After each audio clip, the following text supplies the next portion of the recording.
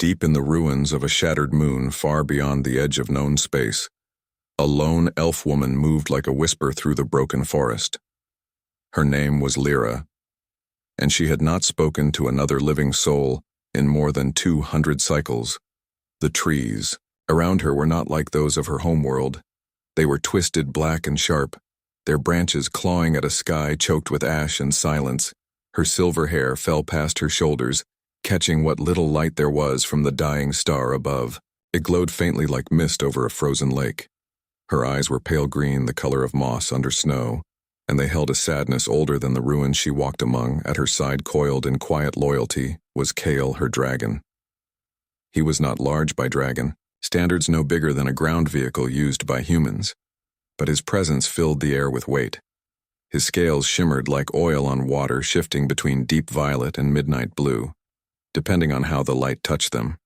He did not roar or snap his jaws like the dragons of old tales. Instead, he breathed only frost, a weapon of silence and surprise that left no sound, only cold death in its wake.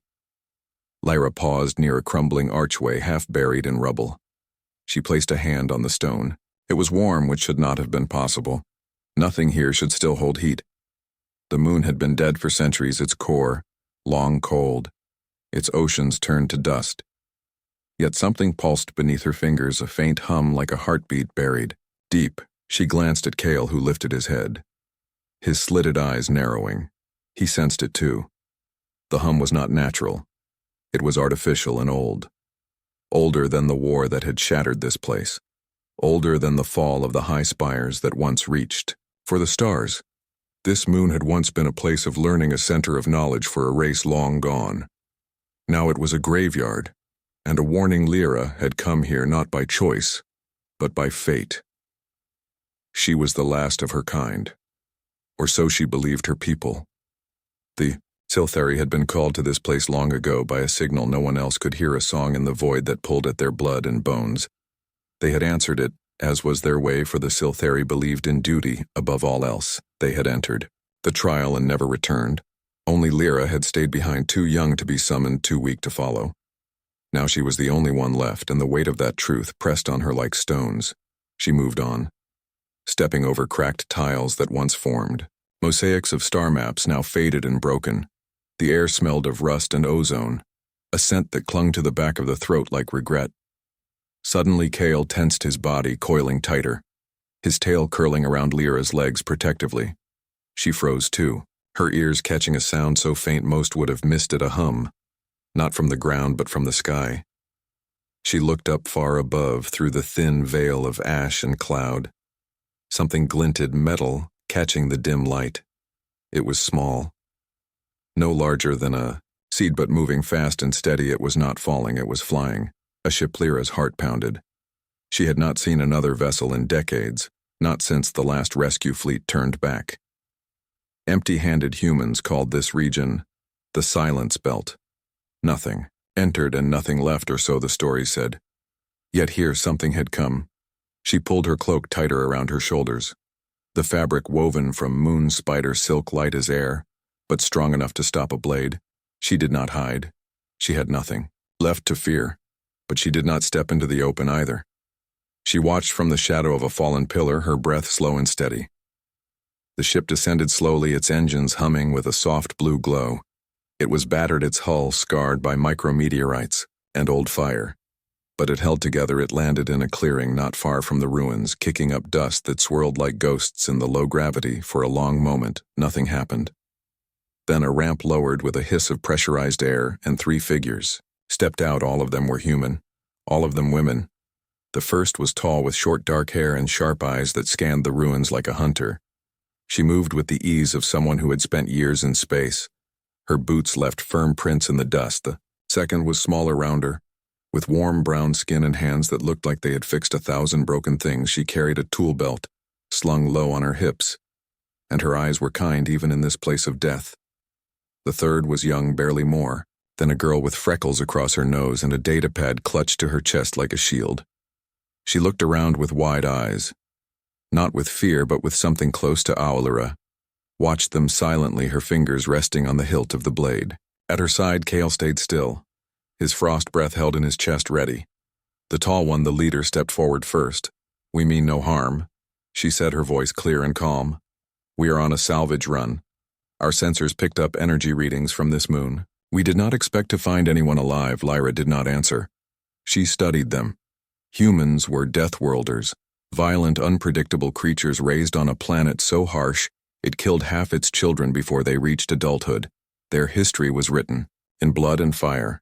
And yet these three did not carry weapons openly. They did not point scanners or shout commands, they simply stood and waited. The younger one, the one with the datapad, took a small step forward. "Are you the Silthari?" she asked her. Voice soft like wind through leaves. "I read about you in the archives. You were called to the Crucible." The word Crucible. Lyra flinched.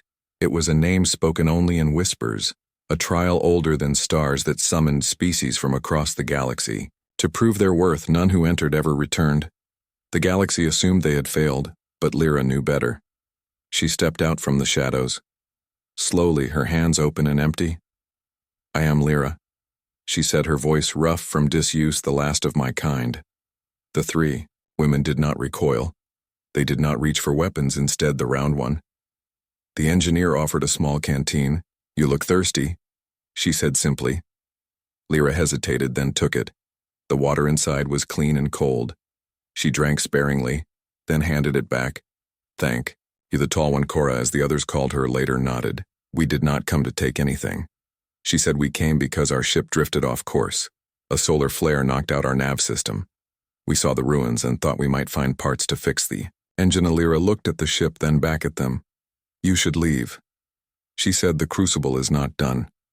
"What do you mean?" the young one, Elise, asked. Lyra turned and gestured to the ruins around them. Every species that came here was tested. They tried to win with strength, with logic, with honor. All failed. The Crucible does not care for those things. "Then what does it care for, May?" the engineer asked. Lyra looked at Kale, who gave a low rumble in his chest. "I do not know," she admitted. "But I think it is." Watching as if in answer, the ground beneath them trembled, not violently, but enough to make the dust rise in slow spirals. The hum in the stone grew louder and the sky above darkened, though no cloud had moved. The humans did not panic. Cora placed a hand on Elise's shoulder. May checked her tool belt as if preparing for work. "Not war. We are not here to take the test," Lyra said sharply.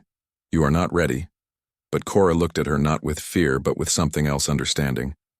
Maybe we are not here to take it," she said. "Maybe we are here to understand it." Lyra said nothing for a long time, then she turned and walked toward the ruins. "Follow if you wish, but do not touch anything, and do not speak unless spoken to."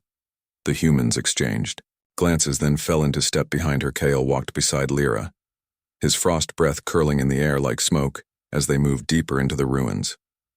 The walls began to glow faintly with symbols no one could read, but Elise tapped her datapad and whispered that they looked like equations mixed with poetry. The air grew colder, and then they saw it.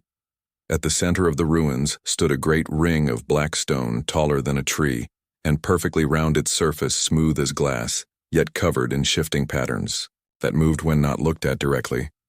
"This is the gate," Lyra said, "the entrance to the Crucible." None who passed through returned. Cora stepped closer but did not touch it. "Why do you stay?" she asked. "Because someone must remember," she said, "because if no one waits, then their sacrifice means nothing." May looked at the ground, then pointed to a patch of moss growing near the base of the ring. "This should not be alive," she said. "This moon has no water, no light, no soil." Lyra knelt and touched the moss. It was soft and green. "Life finds a way," she said. "Even here." Elise looked up at the sky. "Do you think they are still in there?" she asked the ones who went in. Lyra closed her eyes. "I hear them sometimes in my dreams. They are not dead. They are waiting for what for? Someone who does not try to win." The words hung in the air, heavy and strange. Cora looked at her ship. Then back at the ring. "We were not invited," she said. "No," Lyra said. "You were not? Then why are we here?" Lyra turned to her pale green eyes, meeting dark human ones. "Maybe the Crucible is tired of winners," she said. "Maybe it wants someone who knows how to lose and still stand." Kale let out a soft breath of frost. It curled around the ring, and for a moment the symbols glowed brighter. The humans said nothing, but they did not leave. And for the first time in 200 cycles, Lyra did not feel alone. The wind picked up carrying dust and memory through the ruins, and somewhere deep beneath the moon, something stirred. Not with anger, but with curiosity. The Deathworlders had come, and they had not brought weapons. They had brought water, and that was more dangerous than any army. The days that followed were quiet but heavy with meaning. Lyra led the 3 humans through the ruins, showing them what little remained of her people's history. The carvings on the walls, the broken statues, the empty halls where scholars once debated the nature of stars now silent, and cold Cora watched everything with sharp eyes, missing nothing.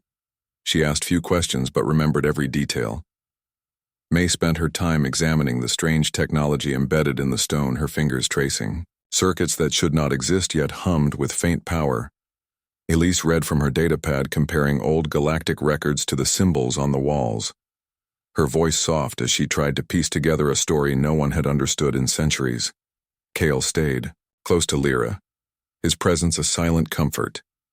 He watched the humans not with suspicion but with curiosity, especially when May offered him a piece of dried fruit from her ration pack. He sniffed it, then ate it slowly, his frost breath curling in approval. One evening, as the dying star dipped below the horizon, casting long shadows across the ruins, Lyra sat by a small fireless heater. The humans had brought. It gave off warmth without flame, safe for the fragile air of the moon. "Why did you come here, Cora?" Asked not to the moon but to this part of space. Lyra looked at the dark sky. "I was waiting." She said, "My people answered the call of the crucible. They believed it was their duty to prove themselves worthy. I was too young to go, so I stayed behind to guard the path in case they returned. And they never did know. Do you think they failed?" Lyra shook her head slowly. "They were the wisest, the strongest, the most honorable of our kind. If they failed, then the test is not what we believed it to be." Elise looked up from her datapad. "What if it was never a test of strength?" she said. "What if it was something else like what May asked? Sacrifice," Elise said simply. "Every species that entered tried to win. They brought warriors, scientists, leaders. They showed their best, but maybe the crucible does not want the best. Maybe it wants the one who gives without expecting return." Lyra stared at her, the words striking deep. "Earth," May said, "we have a saying. You do not know a person until you see what they do when no one is watching." Cora nodded. "We have seen a lot of war out here. Empires rising and falling, allies becoming enemies over a single resource. But humans we share even when we have nothing left. My grandmother once gave her last loaf of bread to a stranger during the Mars famine. She said hunger shared is half the pain." Lyra said nothing for a long time, then she stood. "Come," she said. She led them deeper into the ruins, past the ring, past the broken halls, into a section sealed by a door of solid obsidian. It bore no handle, no lock, only a single symbol. A hand open in offering. Lyra placed her palm on the symbol and the door slid open. With a sigh, inside was a chamber lit by a soft blue glow from crystals embedded in the walls. The air was cool and still, and in the center of the room stood a pedestal with a single object resting on it, a sphere of glass filled with swirling mist. "This is the heart of the crucible," Lyra said. "It shows the truth of those who enter." She touched the sphere gently, and images appeared inside, not clear pictures but feelings. Emotions, flashes of memory. They saw a warrior race, charging into the ring, swords raised, roaring their defiance. They vanished in an instant. They saw a hive mind sending thousands of drones, all thinking as one. The ring absorbed them and spat out silence. They saw a peaceful species offering songs and art. The ring listened, then turned away. Each time the same result. Failure, not because they were weak, but because they tried to prove something, and the image changed. They saw humans, not these humans but others from long ago, soldiers on a battlefield dragging wounded enemies to safety, farmers sharing seeds with rival villages, doctors working in plague zones with no masks, no protection, just hands and hope. The sphere glowed brighter. "Why is it showing us this?" Elise whispered. "Because you are different," Lyra said. "You do not come to prove you are the best, you come to help, even when it makes no sense, even when it costs you." Cora looked at her. "Hands, we do not think of it as sacrifice," she said. "It is just what you do. That is why you passed the test without knowing it." May frowned. "But we never entered the ring. You did not need to." Lyra said the crucible does not test the body. It tests the soul, and your souls were already ready. Suddenly the ground shook harder than before. The walls trembled and dust fell from the ceiling. The blue crystals flickered. Something is waking. Kale growled low in his throat, his scales darkening. Lyra turned to the humans. You must leave now. No, Cora said, we are not leaving you. The crucible is not safe. Neither is Running May said, we came this far for a reason. Lies pointed to the sphere. The mist inside was forming a new image, a child alone in the dark reaching for a hand that never came. There are others. Lyra whispered. She ran from the chamber, the humans close behind Kale at her side, his claws clicking on the stone.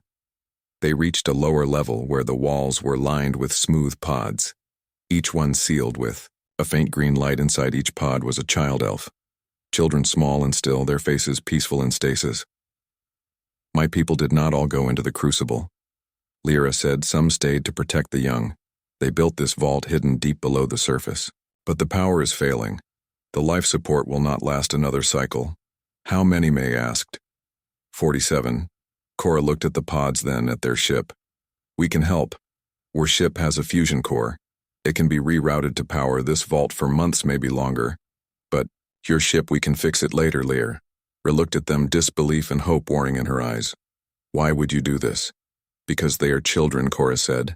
And no child should die alone. Mir moved to the nearest control panel. Her tools already in hand, she began working quickly. Her fingers flying over the ancient interface, Elise helped by translating the symbols using her datapad. Cora ran back to the ship to prepare the core transfer. Lyra stood among the pods, her hand resting on one where a small girl slept, her hair the same silver as her own.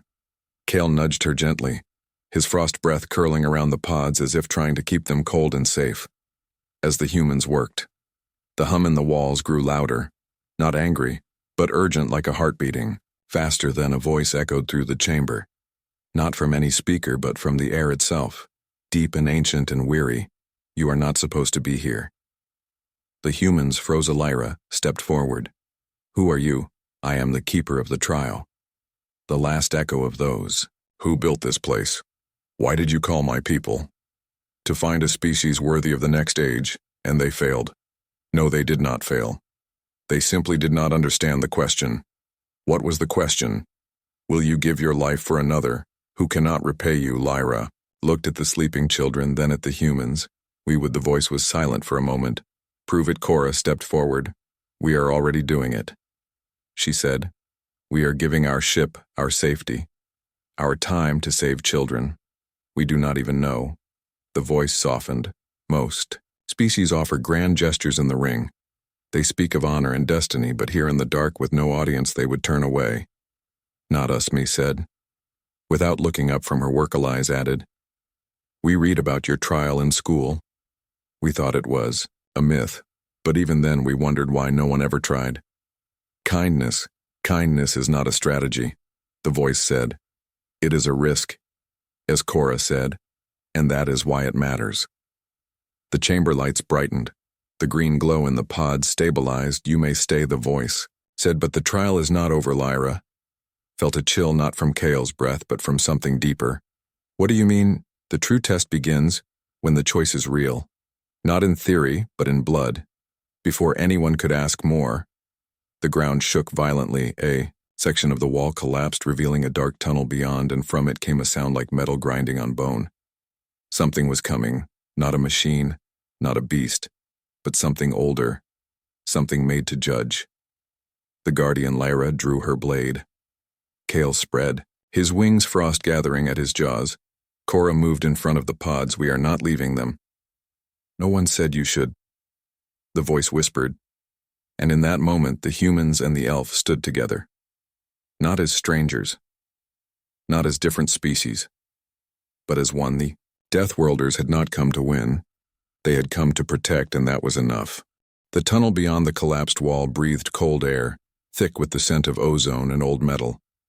The sound grew louder, a slow grinding like stone dragged across steel. Then a shape emerged, tall and angular, its body made of interlocking plates, that shifted with every step. It had no face, only a smooth surface where eyes should be, yet it watched them all the same. This is the Guardian, Lyra whispered, her blade held steady in her hand. It was built to test those who entered the crucible, not with riddles or trials, but with truth. The Guardian stopped 10 paces away, its form shimmering like heat over desert sand. It raised one arm, not in threat but in question. Why do you protect them? It asked, its voice like wind through broken glass. Cora did not lower her stance, but she did not raise a weapon either. Because they are children, she said simply. The Guardian tilted its head slightly. Children are weak, they cannot fight, they cannot reason. They are a burden. May looked up from the control panel, her hand still working. That is why we protect them, she said, because they cannot protect themselves. Elise stepped forward. Her datapad clutched tight in earth. We have a word for leaving children behind. It is called failure. The Guardian was silent for a long moment, then it turned its faceless gaze to Lyra. You stayed behind too. You could have entered the crucible with your elders, but you chose to wait. I chose to remember. Lyra said someone had to hold the light so they would not be forgotten. The Guardian's plates shifted again, a sound like sighing. Most species see memory as weakness. They prefer glory over grief. Kale growled low, his frost breath curling in the air between them. The dragon remembers too. The Guardian said it chose you not by chance, but by need. Lyra looked at Kale in surprise. What do you mean? Dragons are not born. They are given to those who carry sorrow, but do not let it break them. The Guardian said, your grief made you worthy. Before anyone could respond, the lights in the vault flickered violently, the hum in the walls stuttered, and the green glow in the pods dimmed. The power is failing faster, May said, her voice tight with worry. The core transfer is not enough. We need more. Cora ran to the ship's comms unit, still linked to the vault. We have emergency batteries in the cargo hold, but they are heavy and the ramp is jammed. I can carry them. Kale rumbled, his voice deep and calm. You are not strong enough, Lyra said. I am strong enough to try. The Guardian watched, them not moving, not speaking. Cora looked at it. Are you going to stop us? That depends, the Guardian said, on what you are willing to lose. Elise stepped forward. We are willing to lose everything. If it saves them. The Guardian turned fully toward her. Even your lives, even our lives, then God, the humans did not hesitate. Cora and May ran to the ship. Kale followed, his wings folded tight against his body. Lyra stayed behind, watching the Guardian. Why did you let them go? Because they did not ask for permission. The Guardian said they acted. Most would have waited for your blessing. Most are afraid to be wrong, and you am not here to be right. The Guardian said, I am here to find those who choose others over themselves, even when it makes no sense. Lyra looked at the pods, at the small faces within. They are all I have left. No, the Guardian said. They are all you give. The words struck deep. Outside, the ship groaned as Kale lifted the heavy battery packs in his claws, his muscles straining, but his movements careful. He flew low and slow, not wanting to drop them. May guided him with hand signals, her voice calm despite the fear in her eyes. Inside the vault, Cora worked with Lyra to connect the new power source, her hands moving fast, her breath steady. The Guardian stood at the edge of the room watching. You are not like the others, it said to Lyra. You do not speak of your people as lost. You speak of them as waiting. They are waiting for someone to understand.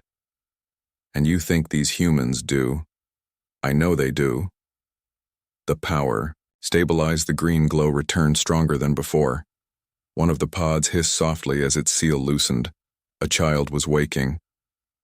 Lyra rushed to the pod as the glass lifted, revealing a small girl no older than 6. Her silver hair tangled, her eyes fluttering. Open, they were the same pale green as Lyra's. Where am I? The girl whispered. You are safe, Lyra said, kneeling beside her. You are home. The girl looked past her at the humans, at KL. At the Guardian. Who are they? Friends. The Guardian stepped closer. The girl did not flinch. What is your name, little one? Lyra. The Guardian made a sound almost like a hum. Lyra means song in the old tongue. The girl sat up slowly, looking at the humans. Did you save us? Cora knelt beside Lyra. We tried. You did more than try. May said you stayed. Elise smiled, and we are not leaving. The other pods began to stir one by one. The children waking, their voices soft and confused, but not afraid. Kale lay down near the entrance, his frost breath curling gently around the room.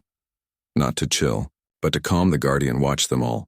This was not part of the design, it said. What was the design to find a species strong enough to rule the next age? And what did you find? A species kind enough to share it.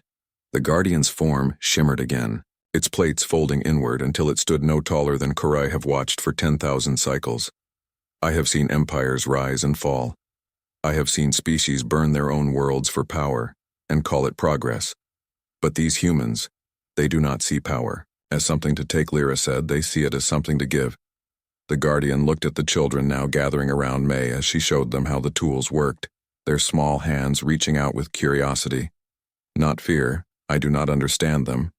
You do not need to understand them. The Guardian said, you only need to trust them. And do you? For the first time in 10,000 cycles, the Guardian hesitated.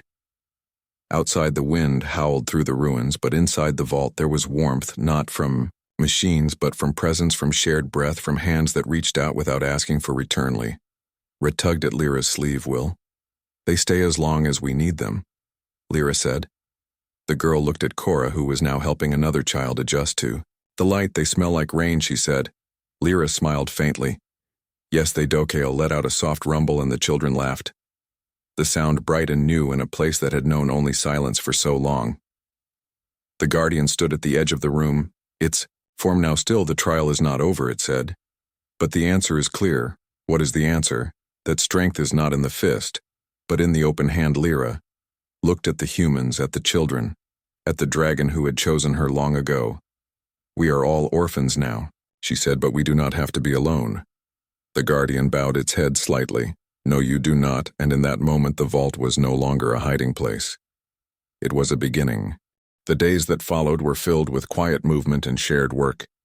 The children grew stronger, their voices rising in soft songs that echoed through the vault like water through dry stone.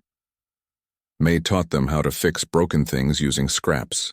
From the ship's cargo hold, her hands guiding their small fingers with patience. Cora mapped the tunnels beyond the vault, showing them safe paths and hidden chambers, so they would never be lost again.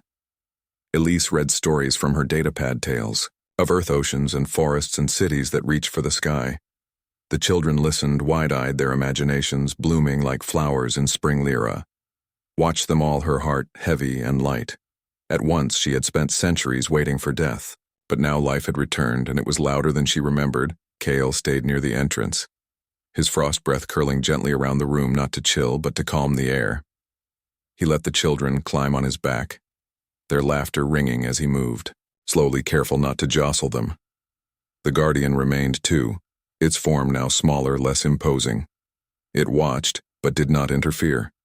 It spoke only when asked, and its voice had lost the edge of judgment it once carried. One evening, as the dying star cast long shadows across the ruins, Lyra sat with Cora near the vault's edge.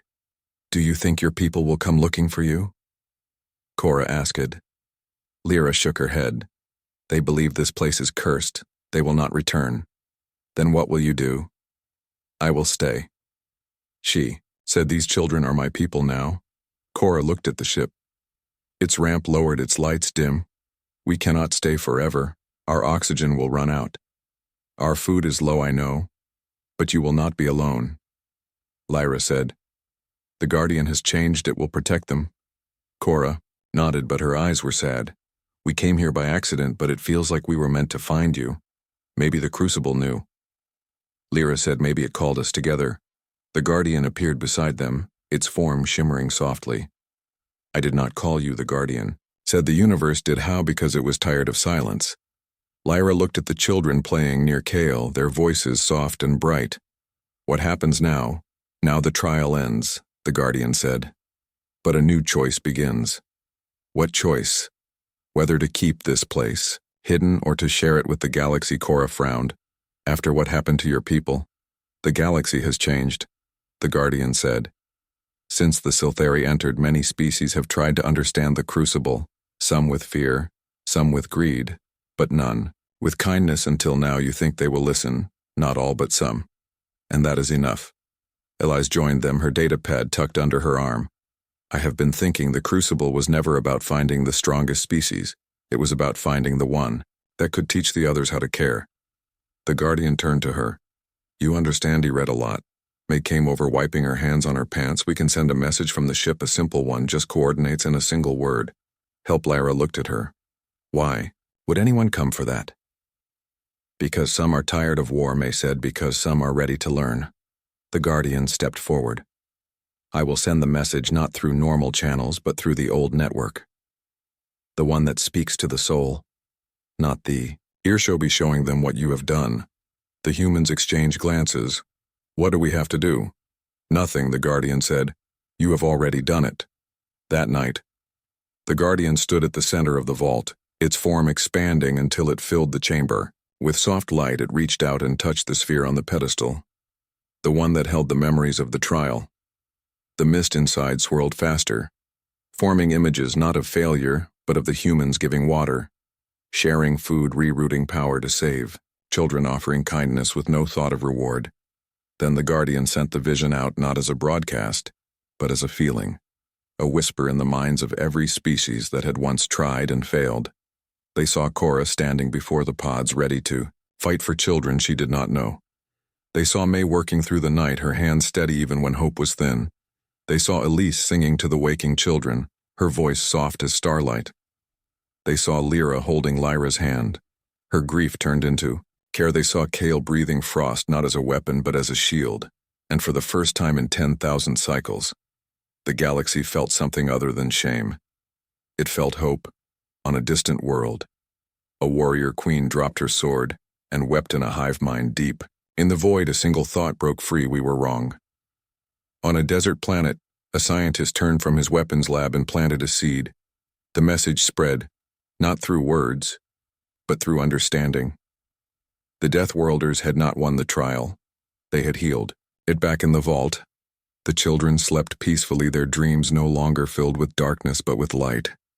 Cora stood with Lyra at the entrance, looking out at the ruins. We have to go soon, she said. I know, but we will come back. Lyra looked at her. Will you, as long as you need us, Kyle? Nudged Lyra gently, his scales cool against her arm. He will miss you. He has a new family now, Lyra said, and so do it. The Guardian appeared beside them. Its form calm.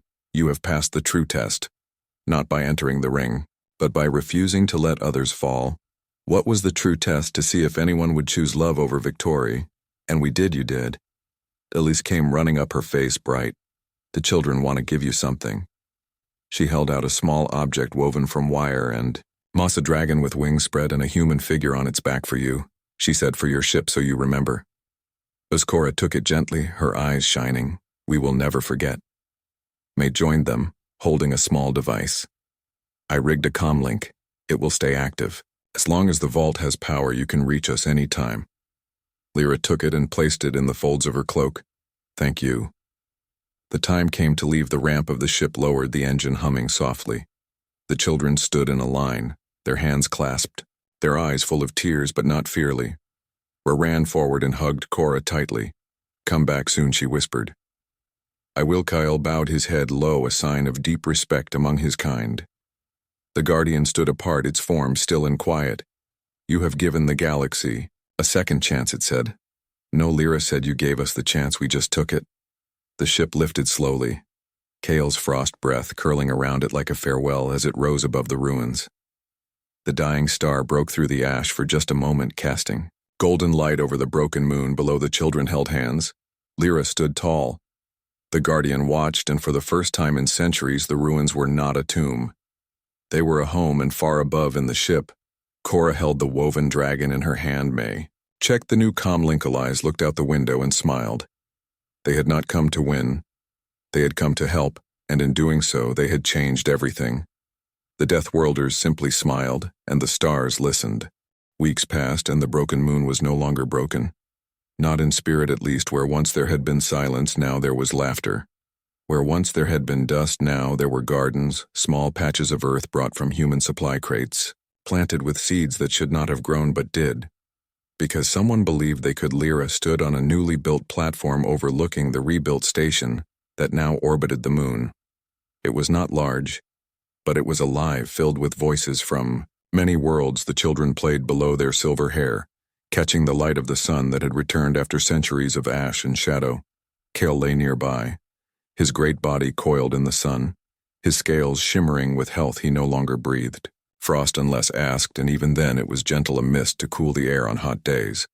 The station had been built by many hands, not just human, but from species that had once failed the crucible, and now sought to understand why they had been wrong engineers. From the hive mind world worked beside warriors from the desert planet. Scientists from ocean worlds shared knowledge with farmers from rocky moons, all drawn by the same whisper, the same vision of humans giving water to a stranger in a dead place. Cora stood beside Lyra. Her arms crossed her eyes, scanning the activity below. "They are learning fast," she said.